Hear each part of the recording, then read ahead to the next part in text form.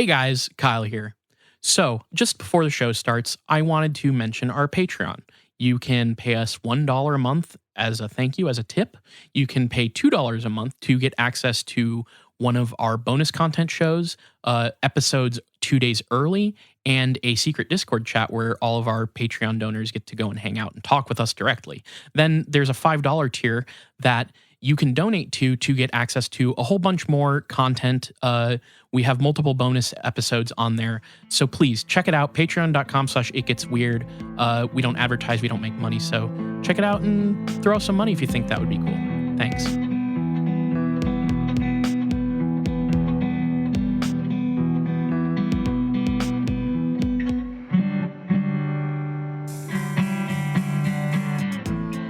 Welcome to It Gets Weird, our comedy show where we explore the unusual, the unbelievable, and the unexplained to try and make your world a little weirder.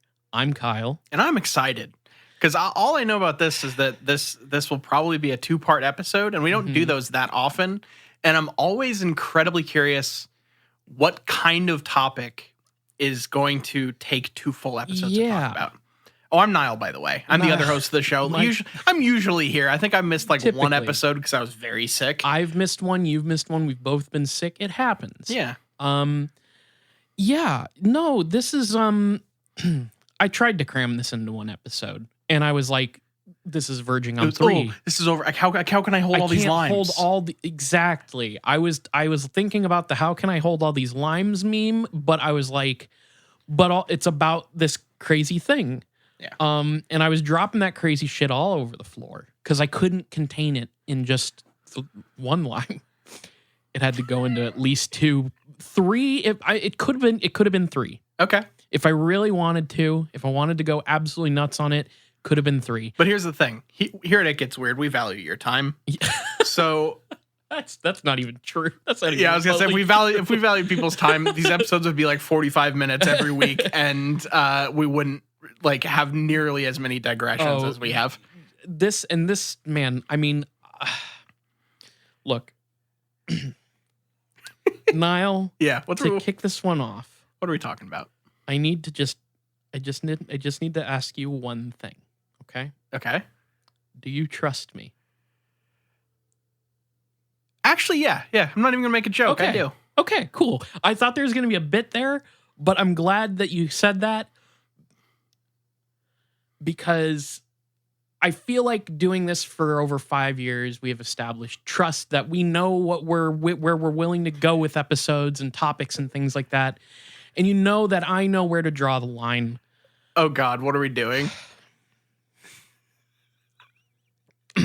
I trust you, but I'm scared right now. So just so you know my emotional state. No, this is a perfect place to be at for this episode. I think it's going to be extremely fun. Okay. It's just hard to get through the very start of it. Alexander Emmerich Jones was born on February 11th, 1974 in Dallas, Texas.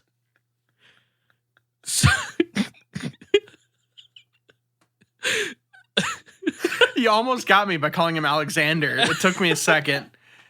Ah, fuck. Alex Jones was born on February 11th in 1974 in Dallas, Texas. Okay. I preambled with all that because I know where I will not go with this topic. The one time former guest of the show, in the time that Kyle had an in, and he's since been excommunicated from the It Gets Weird Whack Pack. Yeah. And I guess we're now going to chronicle his life story. Yeah. Well, now that he's not around to, freak out when I talk about his life. I feel like when we put this episode up, whenever we say his name, we have to do the thing where we asterisks one letter of each of his names. If that dumb asshole does name searches on Twitter, he doesn't find us. I seriously doubt we're anywhere near the top of the pecking order but yeah, maybe I don't know. It's fine. It's fine. So this is the Alex Jones episode.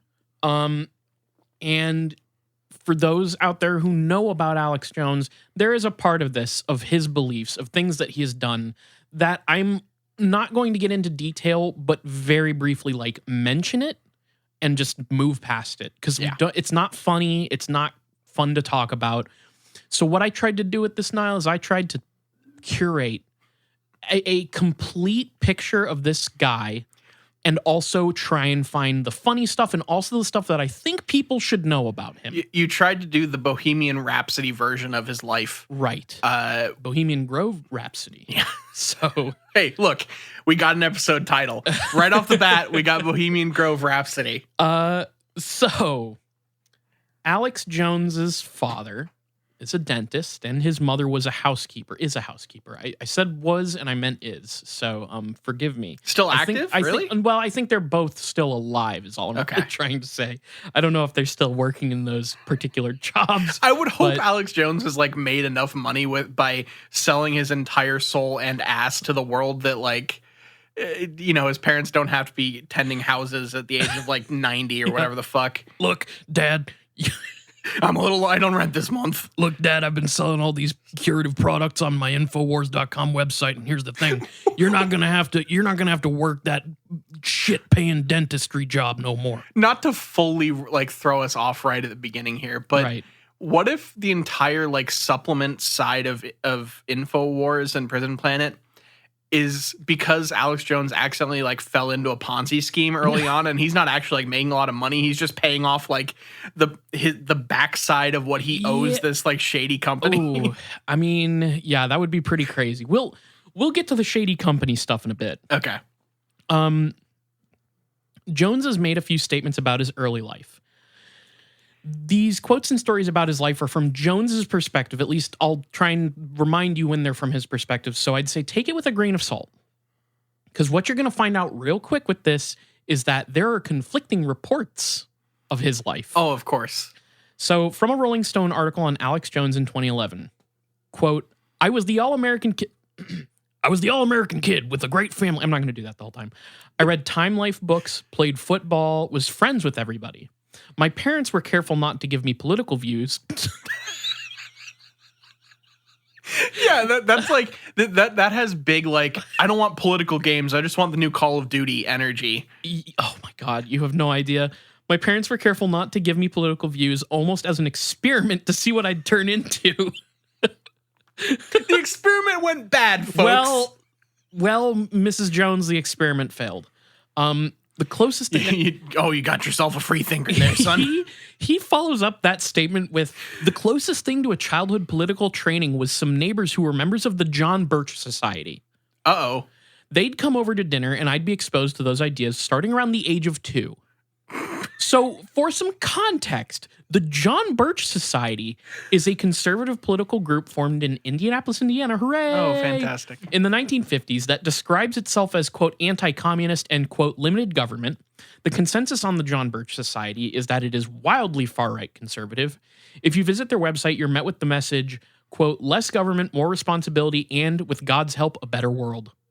And then it has blurbs about stopping Marxists and globalists, defending against the socialists and the deep state, not non-COVID panicky. So much. This is straight up just this is the rosebud of Alex Jones. On his deathbed, he's just gonna. Niall, this episode is going to be my Citizen Kane. Like this, I don't know what clicked in my brain in the last couple weeks, but I said, "Fuck it." I'm doing Alex Jones. Oh, man. So, yeah, the John Birch Society was Jones's own real political exposure as a child, so no big deal, really. Yeah, no, I didn't really get a lot of political views. I just got the fucking John Birch Society. Shit imaginable. He might as well grown up in the fucking Tea Party. Like, come on. Yeah, exactly. My only exposure to politics in the 1930s was I grew up in the attempt at the Fourth Reich. Yeah, my only exposure to fire when I was a child was when my entire crib lit on fire for an hour. Like, come on. You were fucking exposed. So, yeah, I imagine that this is the first seed planted that would eventually grow the shit tree that is Alex Jones. We already see his angle begin to manifest in high school. So Jones goes on in the article to explain how he would go to parties as a teenager, and there he'd witness off-duty cops selling a whole menagerie of drugs to fellow high schoolers, ecstasy, marijuana, cocaine, etc. Quote, a truck would appear, sometimes with a guy still in uniform inside. Then on Monday, they'd have dare and drug test us for football. I was like, you want to drug test me when I know you're selling this stuff? I called them the mafia to their face. At the time, I didn't know anything about CIA drug dealing. So, interestingly, the article a little bit later mentions how Jones would eventually quit pot because it made him paranoid. So, even though he's like privy to this conspiracy by the police to like, I guess, distribute drugs to teens and immediately bust them for those drugs like the next day. That seems like a short-sighted sting. Like, well, I almost thought to myself, don't cops have something better to do? And then I remembered they don't. No. So, they don't. No, this sounds like the kind of thing that could happen. That's the thing. So, okay, we'll get to it. So yeah, I guess they wanted to, for some reason, give them drugs and then immediately bust them before they could play football, which is like really bizarre to me because it just doesn't make sense. So he was at one point. This is the story he tells about why he didn't make varsity.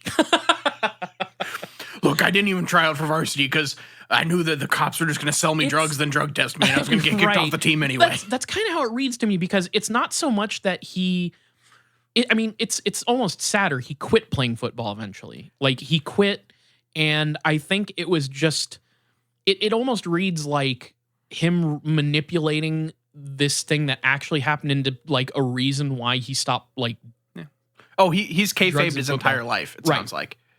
So, I guess at one point Alex Jones was partaking in a fat fucking blount, but he quit like at some point because he says that it made him paranoid. That's what it says in the article. He got rid of the fucking kush to take like brain boosting pills. Yeah, he got brain boner pills.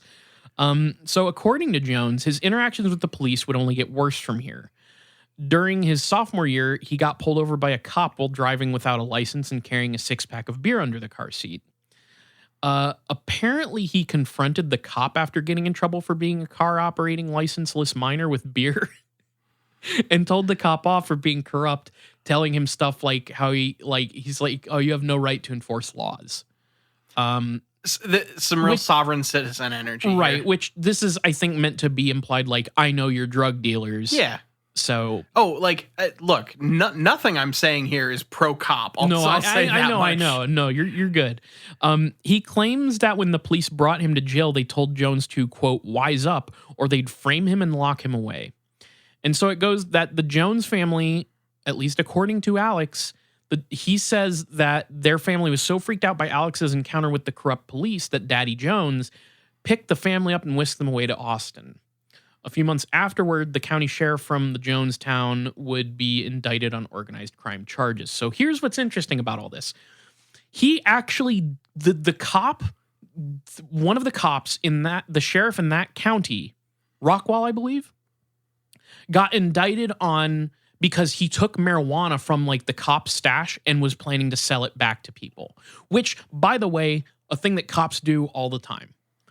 They partake in the stashes of drugs that are confiscated. Just a heads up. There's lots and lots of examples of this happening. Yeah. So a little. How many body cam videos have you seen of cops like planting shit? In the last 5 years. For sure. Yeah. It's it is a little weird because this, I think, is one of those things where it not so much vindicates Jones, just that this happened around the same time, and he's like, oh, this fits into my narrative perfectly. Yeah. So here's the funny thing about this story. I got another side to this era of Alex Jones from an episode of This American Life, in which they get a ton of background on the guy, including especially his early life. It's mostly focused on his early life. Okay. In this account, a former InfoWars editor, Josh Owens, explained how Jones was actually a huge bully at his school and nobody liked him. Sounds about right. Another interesting thing is that they have some audio clips of Jones himself talking about his time in high school and how his encounters with the police would shape his views of the world. He basically describes similar stuff to what I just told you, but in particular, he claims that he stood up at that DARE assembly the next day when he recognized the off-duty drug-dealing cops and he spoke out about them. He according to him, he stood up at this assembly and was like, "Those guys are drug dealers. Like, how dare?" Like that, basically. Mm-hmm. Yeah. Just calling them out for their drug dealing. But it was Jones, however, who would be canceled because He claims that the cops then took him into an office, rammed his head into a wall, and threatened to kill him if he didn't shut up. This is what he says on This American Life in an interview. Okay. So already his story is a little different than what he told in 2011 on Rolling Stone. Yeah. Okay. So some contradictory accounts come up. They get a ton of former classmates of Jones, and it is like played in sequence when they're just like, the interviewer's like explaining the story of Jones, like of what, of this, like him supposedly standing up at this dare rally. And then it plays in sequence the reaction of all these former students of this high school, them reacting to it. And it's basically all them saying some version of like, I never heard of that happening, or yeah, that sounds like something he'd say. And like one person even like laughs out loud. Okay. So the accounts from classmates and even a former gym coach at the school are completely contradictory to the stories that Jones would tell. The classmates talk about how he'd run down the halls, slam his head into lockers, and yell shit like, I am Satan and I am the Antichrist all the time. Okay. So if you can picture, see, the problem is I'm only picturing adult Alex Jones. It's hard to imagine like a young Alex Jones because he feels like the person that has always been 40 years old. Right. He came out of his mother's womb at the age of 40, and he's been that age ever since because he is the Antichrist. Yeah. The gym coach talks about how he'd do something, how Alex would do something where he'd turn his tongue black. And the coach sort of posits that he may have broken an ink pen into his mouth. Okay. And then he'd roll his eyes into the back of his head and gibber and yell a lot of the time about Satan. And, you know, just the usual stuff that you do in high school. Oh, this is ridiculous. Dude, you don't... I'm saying you don't know the half of it, but also we're gonna like do this episode, and then there'll be a second episode, so then you will know the half of it by the end of this one, but you don't yet. I mean, the thing is that like you can see the seeds of Alex Jones, the performer, because he like if you've read any of the transcripts of his custody trial, he very much claims that it's all a performance, and it feels like one of those like he is borderline like Kaufman-esque in only he's probably more committed to the bit than Kaufman was because behind the scenes he was still friends with fucking like with like Jerry the King Lawler and stuff and didn't like antagonize them behind the scenes. But Alex Jones is like just so committed to the bit that he can't stop himself. That is such a perfect... You could add more embellishments to that description of him, but that is a perfect description of Alex Jones. I mean, like, okay, I went into this knowing that you would have a pretty good idea of who this guy is, but I'm going to tell you shit that you're going to be like, oh. I feel like I am well aware of who Alex Jones is in the modern era. How he got there. I know a little bit of like from when he started doing public access stuff on, but I don't know his early life or like the foundations of the man. So this will be very interesting. Yeah. So he's breaking off ink pens into his mouth and going, I'm Satan, I'm Satan. Yeah.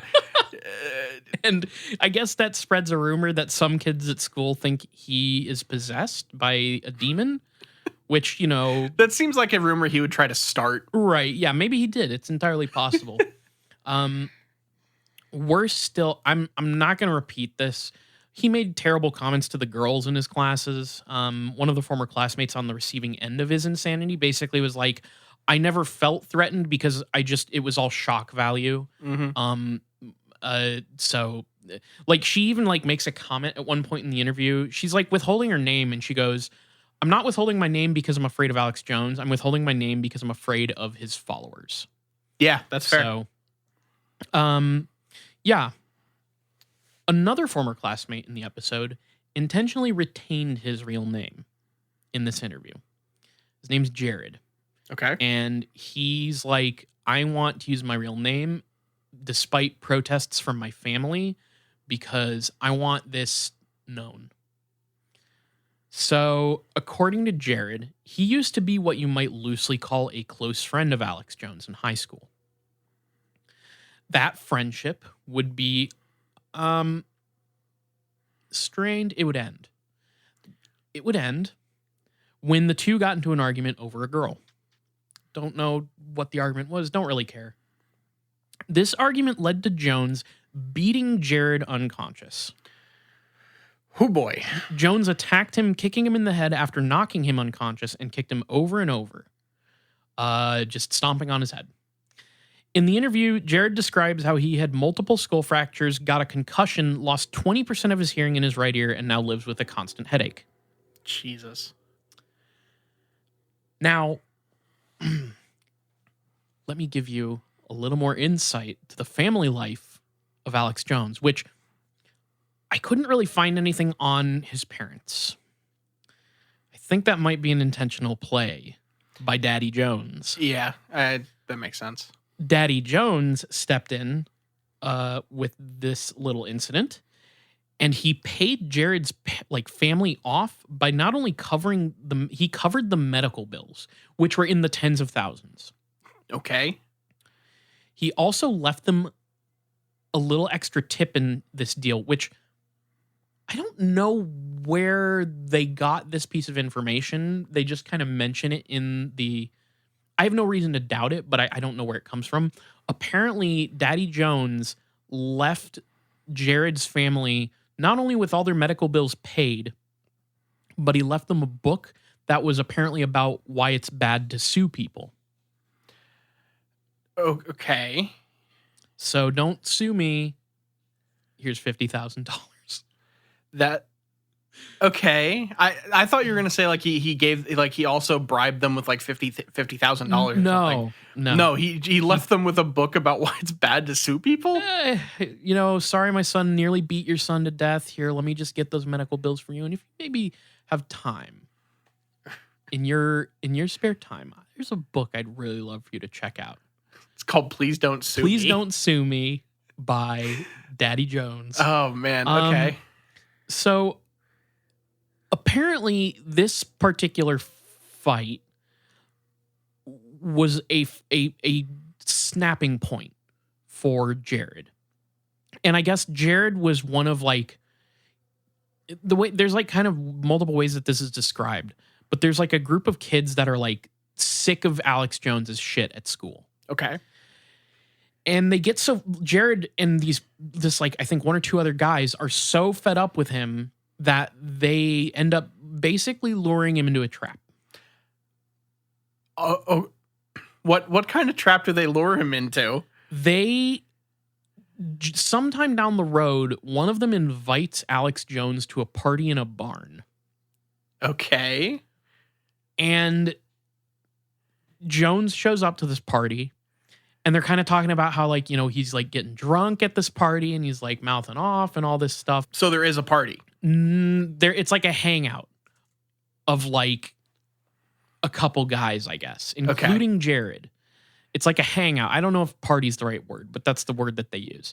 There's a couple guys hanging out at this barn, and Alex Jones is drunk at some point, and he says some shit, and one of the guys jumps Alex Jones. Okay. I think Jared cracks him over the head. And so these 2 or 3 guys, including Jared, just beat the shit out of Alex Jones. Okay. All right. It would seem that this incident had escalated to a point now where it was so bad that this is the real reason the Jones family would move away. Even though Alex asserts that it's because of police corruption and him uncovering a secret plot to sell drugs to teens. Yeah, that would track. Both his story of why it happened and the real reason, that they both make sense. Yeah. It really is just a bunch of kids were really sick of Alex Jones' shit and attacked him. And they jumped him. Okay. They all right. took him out somewhere where people wouldn't hear the commotion, and they beat his ass. So that's just the kind of, attention Jones attracts, I guess. So I also have Jones's take on this story, because the interviewer on This American Life says, so I heard this story about what happened in high school. Tell me about it. Here's what Jones says, because apparently Jones knew Jared in high school by the name of Bubba. Okay. So, and you got to just, I'm not going to do an Alex Jones impression, but you got to imagine this. I'm going to read it verbatim. You got to imagine this in his voice. Oh, I remember Bubba, who was a senior, and I was like a freshman coming and getting me out of class, and he was like a hall monitor, so he could do it. And then he attacked me in the hall, so I defended myself. And I'm sad he got put in a coma. And I'm sad he got put in a coma, but that's just what... He never got put in a coma, by the way. Okay. He was just knocked unconscious. I don't know why Jones think he got put in a coma. And I'm sad that he got put in a coma, but that's just what happened. I've never talked about this stuff, and I'm not particularly proud of it, but I always defended myself. I never started fights. Well, when a 250-pound, he would be a self-described redneck, and you weigh 160 pounds, starts attacking you, you defend yourself. So the way it works in America is when someone physically attacks you and you defend yourself, you're not the bad guy. I felt real bad. My dad went and visited him in the hospital. I mean, we weren't happy about it. And I mean, and here he like kind of like stutters and he goes, "That's the story you've got? What about the time? I mean, you didn't hear about the time like 20 people attacked me?" And so these statements are in Alex Jones's interview with John Ronson on This American Life. And Ronson like presses Jones about Jared's stories, and he continues to insist, like, I heard about this fight. Like, I heard that these kids jumped you at, like, tell me about that. Jones goes on, and let's just say he gets defensive. Quote, "Total, complete horse crap. Total Shakespearean fiction. So what happened is I wasn't that big of a guy, and everybody would start fights with me. And honestly, Alex, this is very Shakespearean. Like, really, it's apropos. I mean, this is just total fiction, totally made up. You didn't hear the part where the captain of the football team attacked me in the lunchroom, and I literally took on the entire senior football team? That was an epic fight. That was like Hercules. It was like Popeye, like pow, pow, pow. It was just like, it was the greatest trip of my life." Jesus. Was he hallucinating when he said it's the greatest trip of his life? He's just fucking making it up. Oh yeah. He took on the entire football. Okay. He goes on. And then like the whole football team, the whole senior team charges me like a phalanx. And I just pow, pow. I mean, it was the best. So I thought you were actually getting to that story. I mean, poor Bubba starting a fight with me, that was a minor conquest. I tell you what, if Bubba wants to... Here's maybe the most fucked up line of this entire like bit of the interview. Jones says, "I tell you what, if Bubba wants to have a charity get in the ring with me today, I'll do it. He's a big old tough guy. Let's get in the ring right now." This is a man who has lost 20% of his hearing, had 7 fractures in his skull, and has permanent headaches because this guy stomped on him while he was unconscious. And he's like, "Let's do a fucking fight for charity." Let's fight for charity. 1, 2, 3, clean in the center of the ring. Yeah, no. Jesus Christ. That'll be knockout or submission only. What Jesus a fucking Christ. monster. So, according to former classmates, Jones had a conspiracy mindset even back then. He'd professed to knowing plots made by teachers, by the principal, and locals in town. Everything was a secret plot to him. We'll get deeper into this later, but Josh Owens also gives a somewhat alternate account. That's the former editor. You might remember this article from 2019 where it was like, "I used to work for Alex Jones and I regret it." Yep. It was put out by like the New York Times. Disabled JavaScript if you want to read that full article behind the paywall. That might be something you can do. I don't know. Look, it's rumors, you know? It's something I've heard of. So Josh Owens gives this alternate account, claiming that the conspiracy by his bully victims to teach him a lesson was somehow what triggered his obsessions with conspiracies and powerful cabals. So he's like, oh, these kids conspired to jump him because they were sick of his shit, and that's like what solidified in his brain. But by every account from all of his former classmates, he has always been like this. It's just him screaming, "I can't be owned. I can't be owned." Yes. It has to be this secret plot of wide-ranging conspiracy. I can't just have gotten like on some people's nerves and they hit me. I couldn't, and when everything's a secret plot, then all bets are off and any truth you could possibly want is yours. I mean, this is how conspiracy works. So he's realized at some point that this conspiracy mindset can also just let him shape his own personal history and how people perceive him. Or at least stupid people, as how stupid people perceive him, which is in a positive light. If you hear any of this and think, "Nah, he was probably telling the truth," but if you know, like, you're just fucking out of your mind. So we have some conflicting origin stories for Alex Jones. Personally, I think it's the classmates. That story is kind of the through line that makes sense. There's probably a bit of truth to a lot of what the former editor guy has to say too. Yeah. But yeah, I don't know. After moving to Austin, he would quit football and instead focus on literature.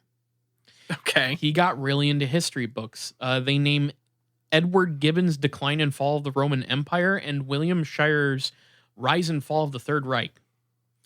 And he That's always a good sign. right. He basically says like, oh, this is kind of what opened my eyes up to like there's always these like governments like pushing shadowy like things to manipulate the consensus and manipulate reality for them and to make money.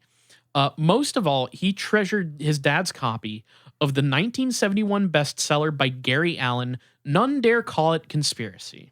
Now, another interesting little bit here, but Allen, the author of this book, was not only a notable conspiracy theorist, but also a former spokesman for the John Birch Society.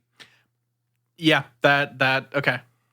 So the book was about how the federal income tax is actually just a grand conspiracy perpetrated by a mega-rich, shadowy cabal to line the pockets of the Ford and Rockefeller foundations, all by extorting the wealth of the middle class. Okay, is this where the whole like federal income tax is illegal, I don't have to pay it stuff comes from? This is like some classic origin. This is like where you would really see the modern conception of the Illuminati and New World Order would come to view, like what they're doing, and like this is I think also the like libertarian sort of wing of like conspiracy theory too. It's very You know what I mean when I say sovereign citizen, right? Yeah. It feels very in that vein. Yes, of like that's what it is. And okay. This guy is like, well, Jones himself refers to this book as the quote easiest to read primer to the New World Order. Okay, yeah, that tracks. So that's basically what this book is. It is this is like where that's really coming into view. Like we're now kind of post this like new age spirituality conspiracy angle. We're not fully post, but it's becoming more of this like political economic thing. After graduating from high school in 1993, he brought this newfound interest in the New World Order with him as he briefly attended Austin Community College. While he only attended classes part-time and would soon drop out, it was at community college where he'd develop an interest in the local community access cable stations. Here we go. So for a few months, he would fill in for sick or out-of-commission broadcasting hosts, and apparently he started dropping his conspiracy theories on air at these jobs. People who knew him at this time describe him basically just walking into the talk radio station's studio, sitting down in front of the mic, and immediately launching into a rant about conspiracies. I've seen some footage of his public access days, and that tracks. He's also on radio. Like, he's just like walking in and like, it's like, hey, DJ Drinkle Dang. Wow, that's what I came up with. DJ Drinkle Dang, yeah. There you go. That'll go in the canon. I'm like allocating space for like creative things, and I just didn't allocate enough space in my brain for that one. Yeah. DJ Drinkledang's taking the day off. Alex Jones, why don't you come in? All right. So New World Order. So that's what's happening. Yeah. And his first big bombshell came in 1995 when he accused the federal government of being the culprits behind the Oklahoma City bombing.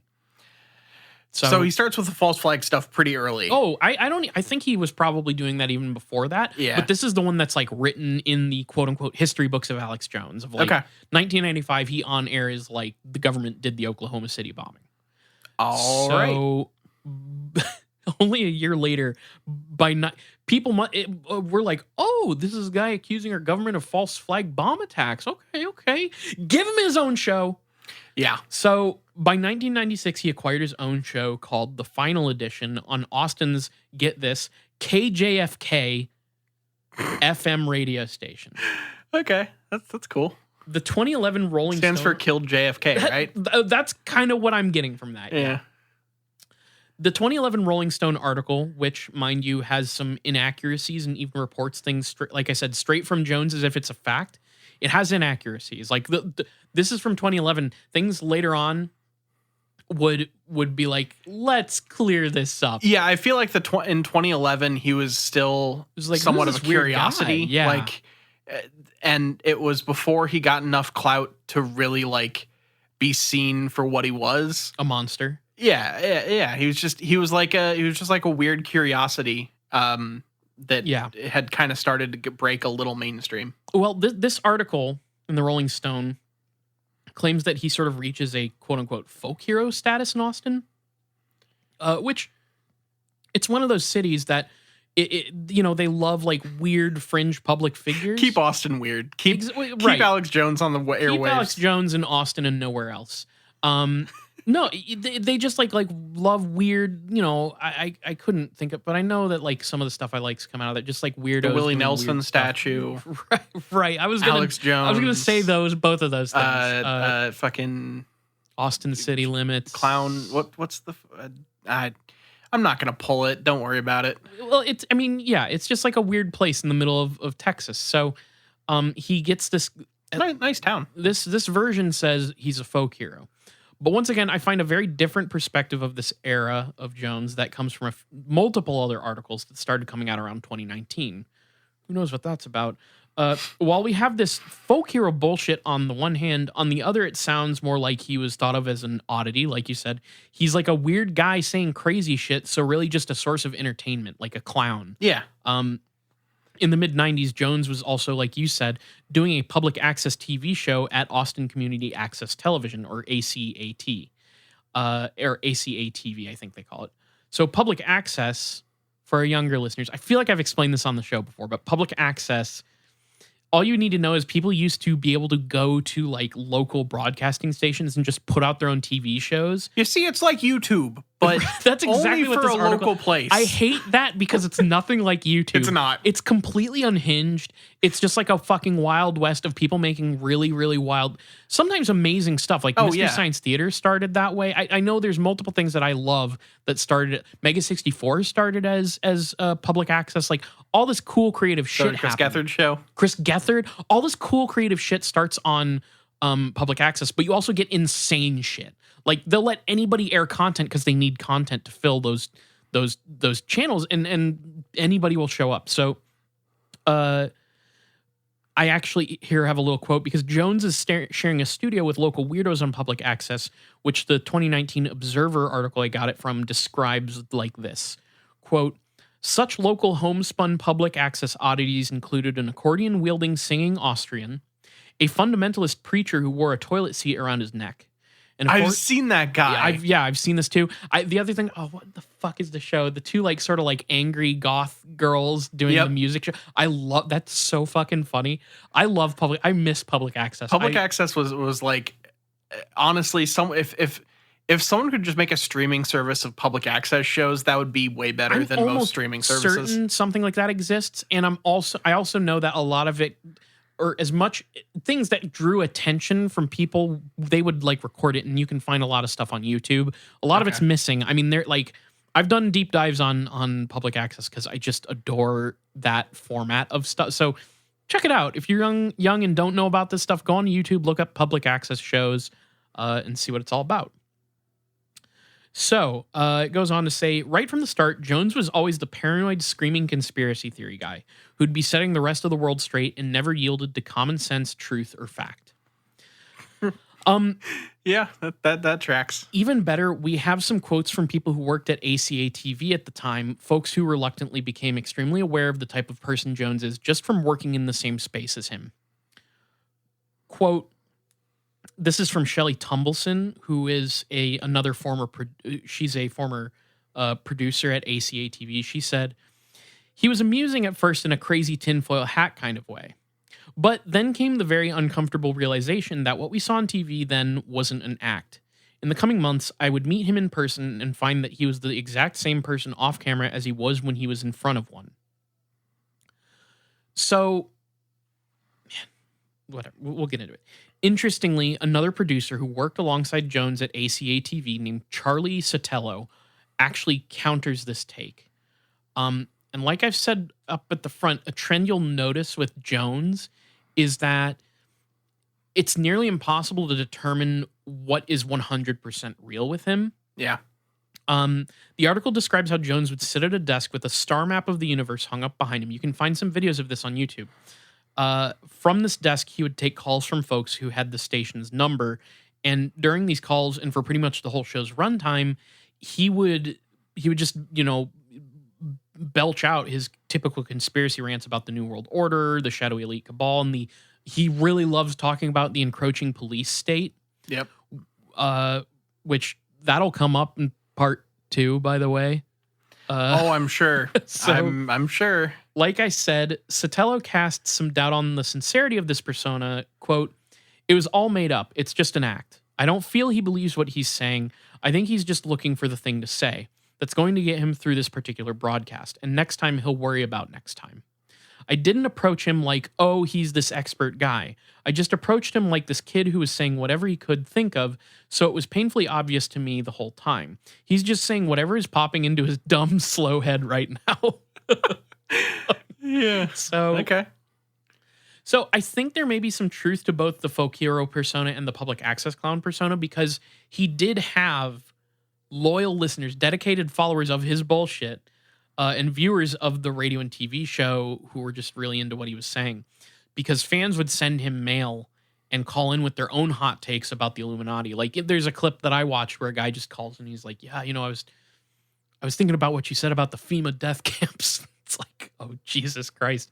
So he already had people interested in his bullshit. So, man, the FEMA death camps thing has been going on for a long time. Oh, that's an episode that we haven't done yet. Well, we brushed up against it. Yeah, remember we what did. episode? Well, maybe multiple, but I have one in particular in mind. Wasn't your like false flag like training exercise episode? Yeah, I forget what it's called. You remember Jade Helm? Jade Helm, that was what it was called. Oh man. Well, let's just say this. I tried for like 2 months to make an episode out of like abandoned Walmarts being turned into FEMA camps. Mm-hmm. And that's the thing is, I think that's the thing that appears in multiple places, but Jade Helm had just enough lore surrounding it to like have a full episode about they're turning Walmarts into FEMA death camps. They're using ice cream trucks to carry the bodies and prepare us for the New World Order. Obama. Yeah, it doesn't go, well, it does go beyond that, but it doesn't go beyond that in a cohesive manner that would make a good episode. Sure. So, yeah, I don't know. Just let me just leave you with this little tasty tidbit. Remember Jade Helm. Okay. I do. It's kind of like 9/11. You can't forget. I can never forget Jade Helm or 9/11. So, yeah, Sotelo, the pattern, Jesus Christ, he's taken these calls, and Sotelo claims the pattern that was emerging was that the more he shouted like an insane person, the more people paid attention. So the way I kind of envision this, and this is how it's always worked. It still works like this. It's just like this sort of scattershot technique of public speaking, where it's just like go big and wide enough just to like hook as many dumbasses as you can. It's literally the Trumpism. Like it's exactly. You gauge everything off of reaction. There is no truth. There is only what got a reaction. Which I don't want to get ahead of myself here, but I don't know if you remember the beautiful video of behind the scenes Alex Jones when he was filming for a documentary that came out like last year, of him just being like, "God, I hate Trump." Yeah.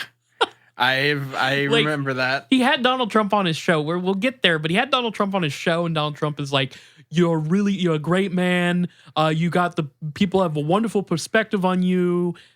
So man, I'm really glad that Kyle has a reason to do impressions again. We don't get nearly enough of that anymore. They're all terrible, but I have fun with it.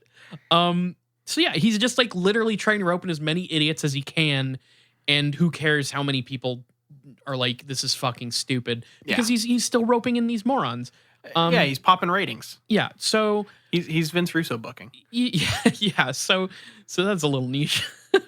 Sotelo is all in on the assertion that this was a character Jones was playing purely to profit off these suckers. Yeah. Weirdly enough, local Austin, Texas comedian Carrie On would occasionally have Jones on his public access show.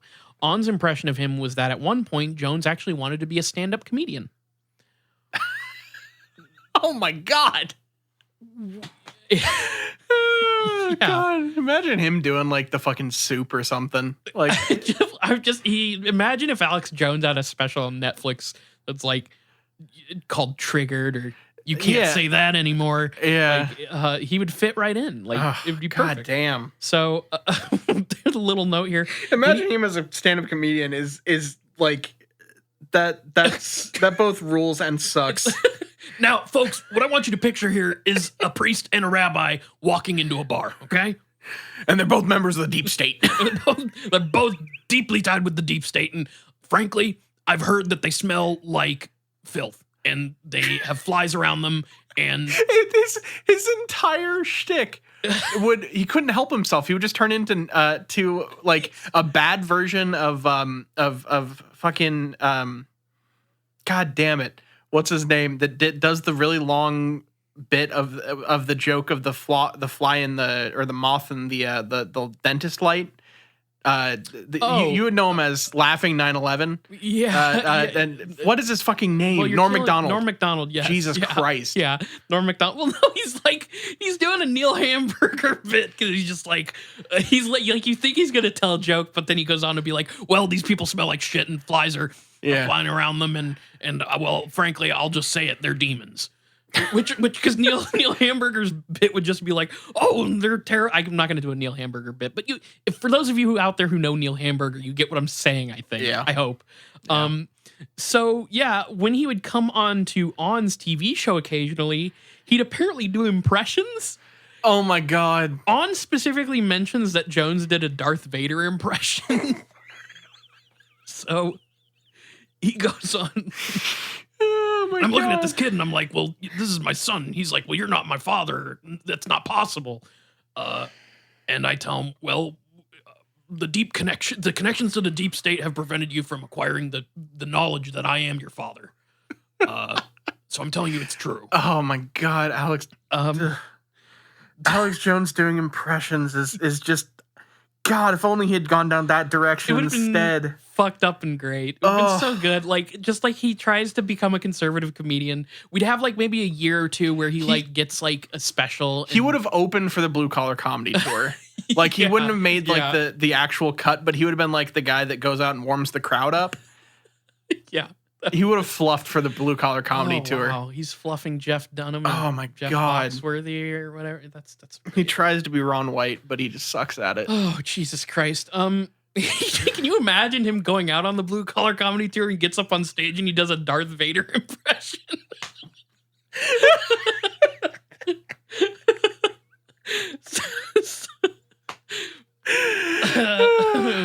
Holy fuck. So gets kicked off after one date. So despite some contradicting opinions on who Jones really was, another big through line in his personality seemed to be that he was constantly self-aggrandizing, constantly puffing out his chest and asserting that he was popular, beloved by many. Oh yeah. It reminds me of a certain president. Again, from the 2019 Observer article, quote, he'd pretend to be hugely popular and hugely well known. This is Sotelo again. He's just the sort of guy who is always bullshitting and always talking about how great he is, how everyone loves him, how famous he is. Every word out of his mouth was just self-aggrandizing. And it goes on to say, from the very beginning, Sotelo knew Jones was trouble. He'd walk into a room and see Jones cornering an ACA TV employee. Alex is right next to their desk talking some bullshit to them. I did this and I did that, talking about his 185 IQ. Sotelo noted that the common look on fellow coworkers' faces when cornered by Jones was always, kill me, please kill me now. It's amazing this guy wasn't popular at parties. He's too busy trying to track down the cops that are trying to deal everybody drugs at the party. Yeah. Oh. He was a joke. Everyone avoided him. He'd just corner you and just wouldn't let you go. He was like a child who couldn't understand that everyone could tell you're lying. It was just constant tall tales. It was just the way he communicated. He didn't know how to be normal. He had to be boasting. He had to talk about how accomplished he was or how popular he was. I mean, every single thing out of his mouth was image manipulation, which I've kind of borrowed that tactic for the podcast. That's just kind of like the like that's kind of I would describe how you do this podcast as Alex Jones-esque. Yeah. So there was a very dedicated group of dorks who were extremely interested in Alex Jones as a public access clown, a quote loose collection of local weirdos calling themselves Anathema Enterprises. Is it an anathema or anathema? I don't know. I don't know the I'm not pronunciation. sure. Or maybe it's kind of like a what's that word we had like a really long argument about back in like high school? Oh, Integral. yeah. It turns out we're both right. Yep. So don't no. I'm not going to bring that up again. You're the one that brought it up. I know, but it just reminded me of that. So these guys absolutely loved prank calling Jones' TV show. The prank caller group was led by a guy who went by the name Space Hitler. But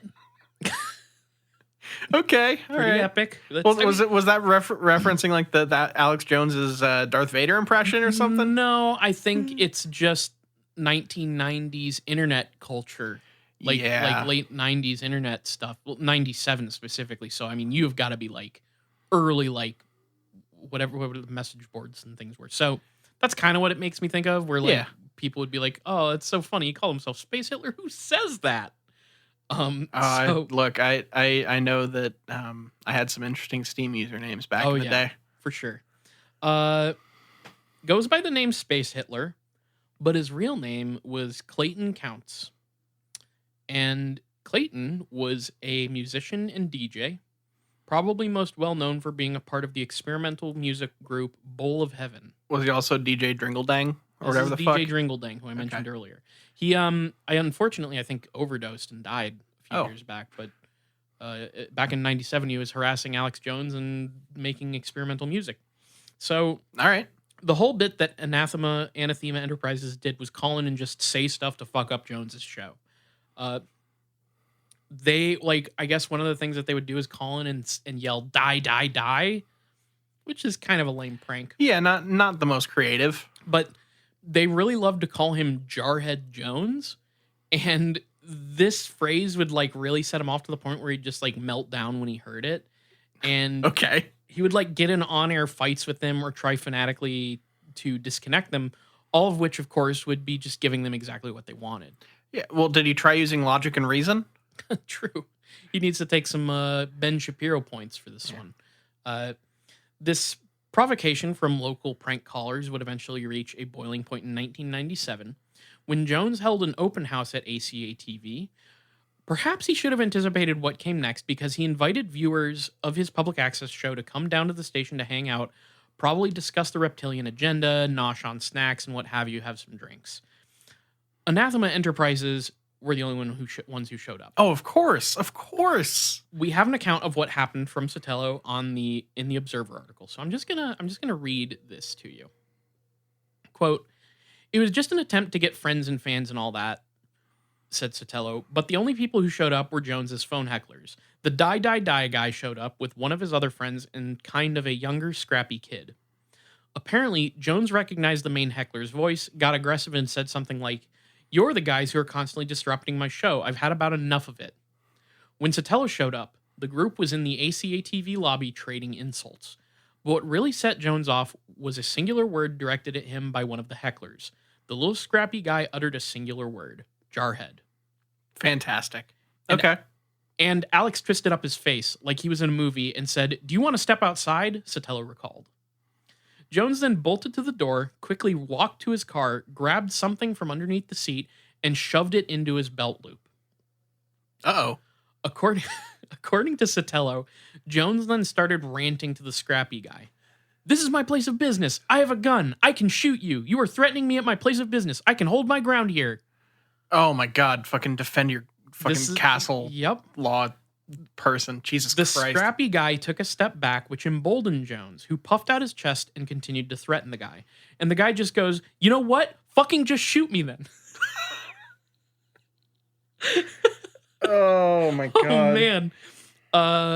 He just explained Sotelo. He just pops him with a roundhouse. The scrappy guy. Roundhouse is Jones? Yes. Fantastic.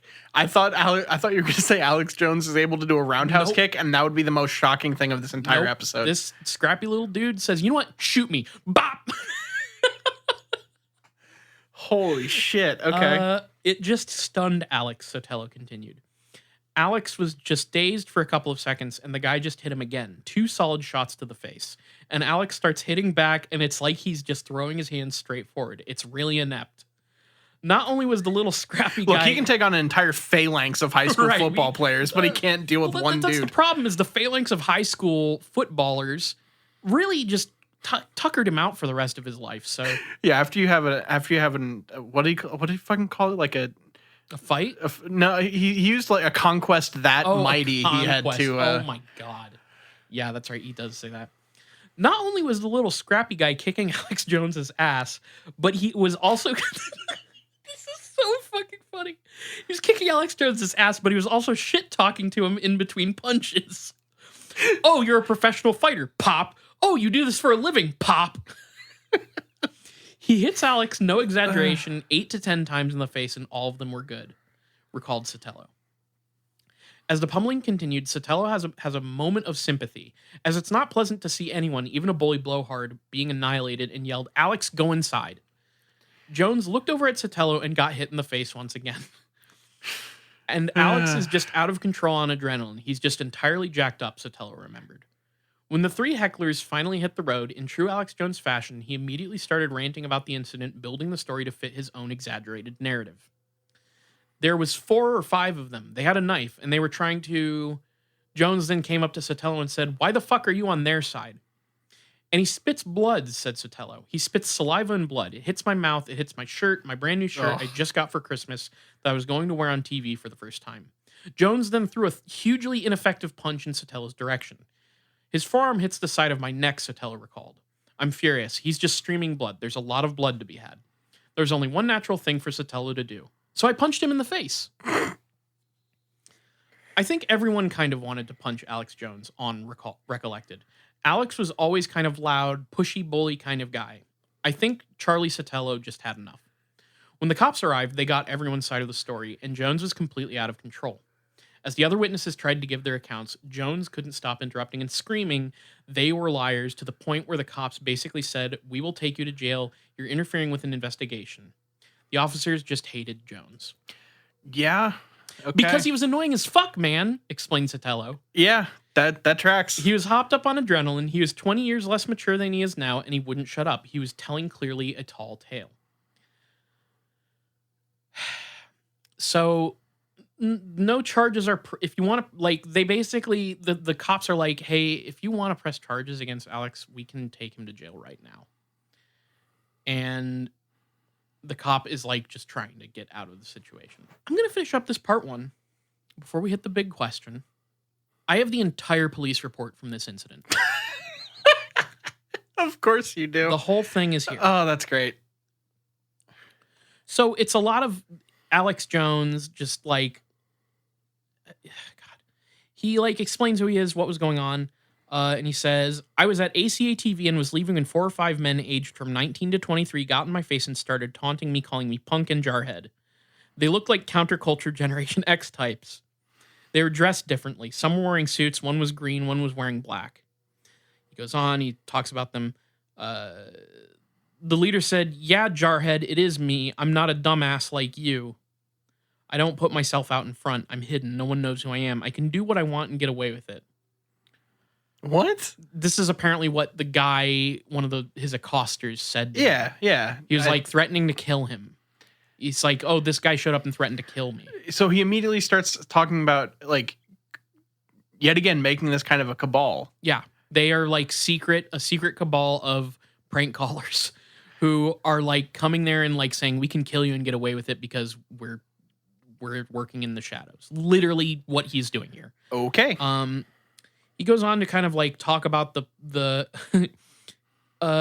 he's like, "He hit me in the nose with his right hand with no warning. He was a large I'm not going to read that.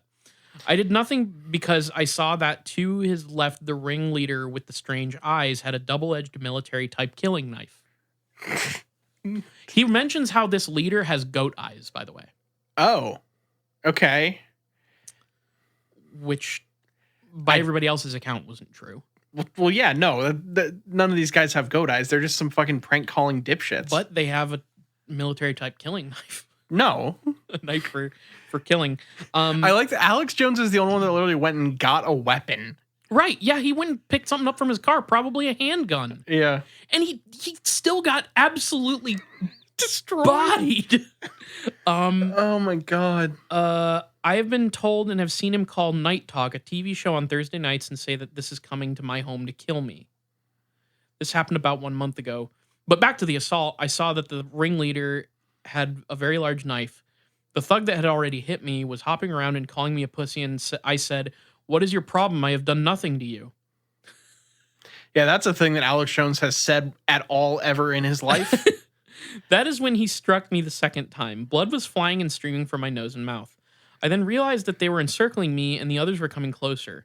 He runs across the parking lot. He's like trying to get, like, people are coming out of the station, and he's like, "Let's get their tag number." The perpetrators were starting to get in the Astro type van. Came about 35 feet from it to see the tags and the big man who had hit me come running up and hit me again. I defended myself. I hit him in the face. He came forward to hit me again, and I hit him one more time, I believe. He fell to his knees. I then was going back to the building when Charlie, a person who had joined them and taunting me, this is the person working at the station, by the way, Charlie. Yeah. He says that he came up to join them in taunting him. And was laughing at me, saying, "You got your ass kicked." One of the only maybe true things he said. Yeah. It goes on. Bob that runs the ACAC at night came out, and I said, "Call the police. They have a knife." And Charlie said, "You are a liar." He had nothing defending his buddy or whatever they were. I then said, "Fuck you, liar," and blood, spray, and saliva spewed on him. He then hit me. I hit him back. Bob told me he saw this and that he told the police this, but the police put in the report that I was assaulted and that I then hit Charlie without provocation. This is not true. Charlie's girlfriend was in the main building, so he went in to get her when the police came. He told them both that I had hit him first, but the mutual witness said that he hit me first, but that was still not put in the report.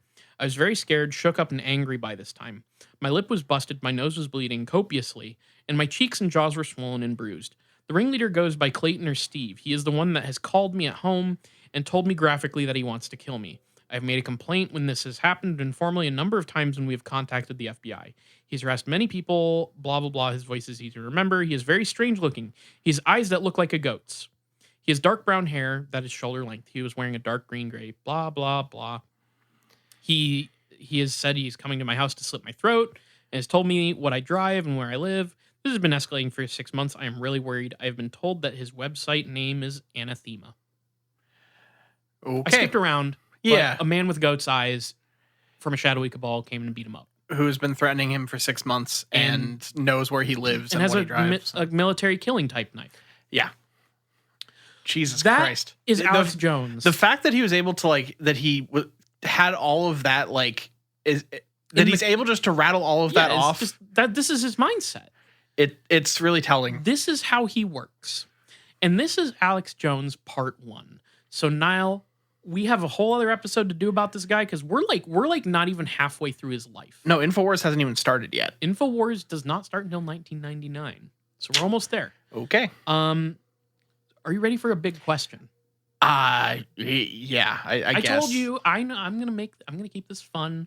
We're not gonna get nasty. We're just gonna laugh at the expense of a fucking evil man. Niall. Yep. What do you envision the It Gets Weird public access show would be like? I've actually, okay, so we've been doing this show for like 5 years. I think I know what you're about to say, but go ahead. And I've throughout that time, I have thought about what would an It Gets Weird live show look like? That's exactly what I thought as well.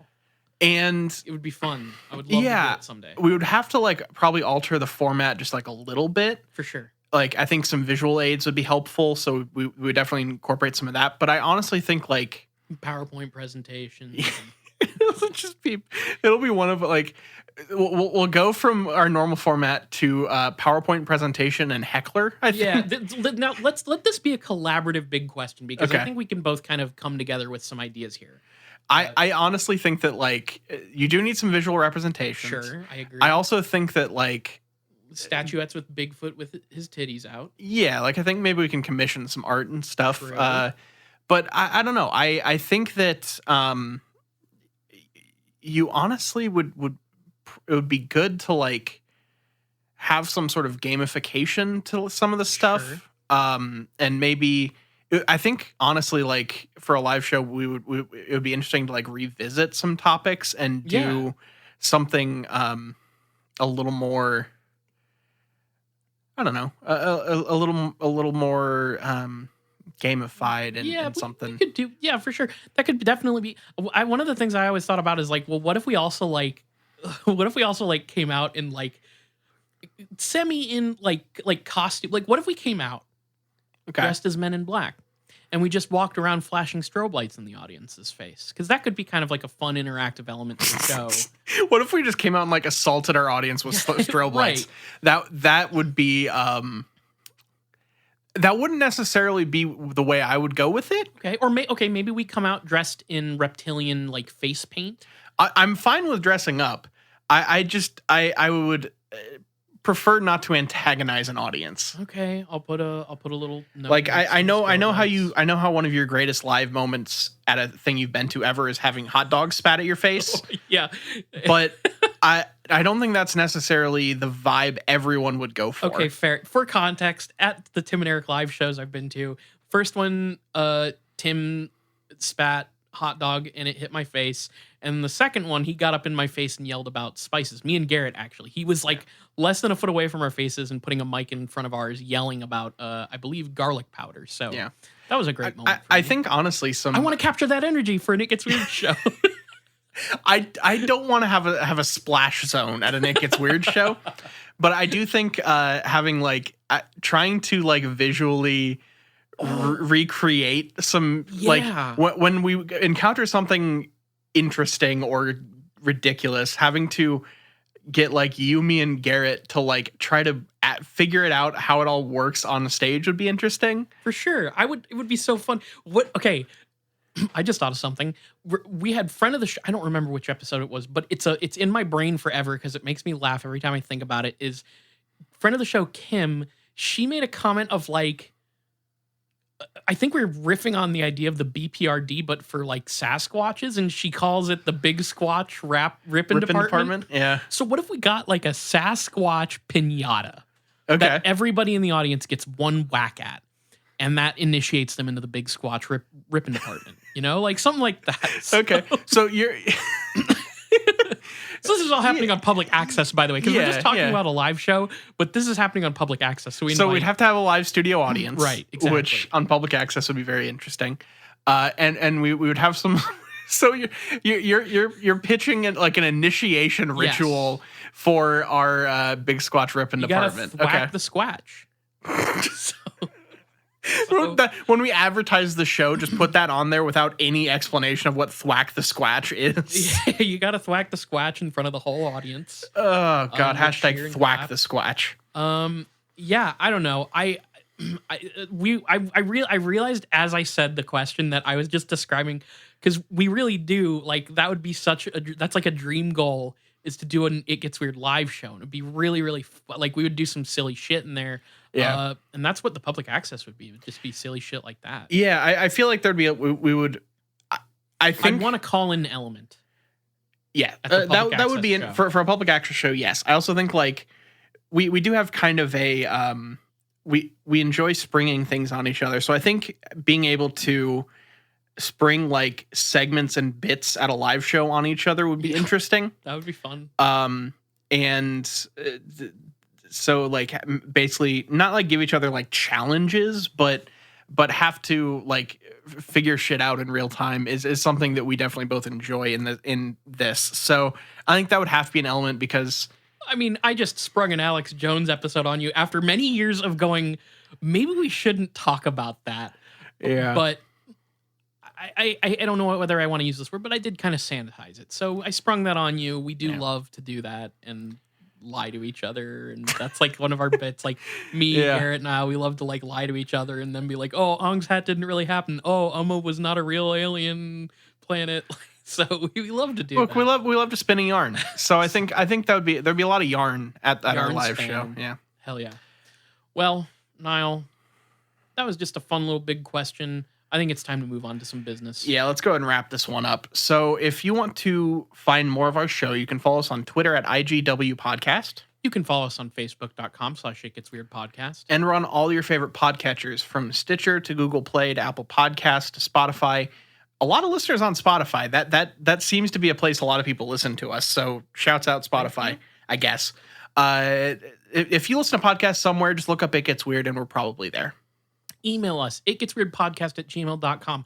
Do not operate heavy machinery when sending emails to It Gets Weird, because then you will listen to the show and you will hear that we read your email out loud on the show, Alex, and you will almost, like, I don't know, sever your hand or something when you're... We got a follow-up email from one of our listeners where they freaked out because they heard us They were operating heavy machinery, Yeah, and heard their so- name, and So results may vary. We will read your email out. We love to do it. We love to eat the emails. I don't know how many times I have to say that. You're nourishing us. Moving on, patreon.com/itgetsweird. Look, we got a $2 tier and a $5 tier.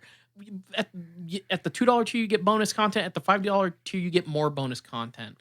There's a $1 tier where you can just kick us a buck and say, hey, I like your show. Thanks for doing what you do. But you don't get anything out of it. Just the satisfaction of being nice to us. Whatever tier you donate at, you get main episodes 2 days early on Friday instead of Sunday, and you get access to our secret Discord server, where we're hanging out talking about this kinds of shit all the time. I can't wait to see what people have to say with Alex Jones episode 1. So, Yeah. Thank you all so much. This has been Alex Jones episode 1. Part 2 is coming out next week. All right. That's the episode. Thank you very much. I've been Niall. And I'm Kyle, signing out. Peace.